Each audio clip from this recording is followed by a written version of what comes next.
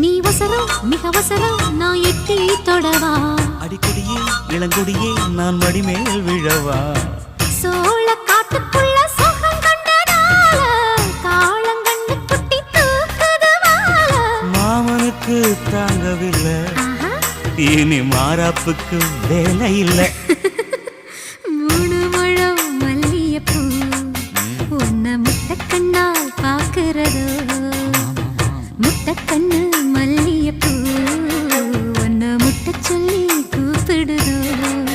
நீ காவலுக்கு மட்டும் இல்லையா எங்கட்டிலுக்கும் கெட்டிக்காரையா நான் சொடக்கெடுக்க சொல்லி தரையா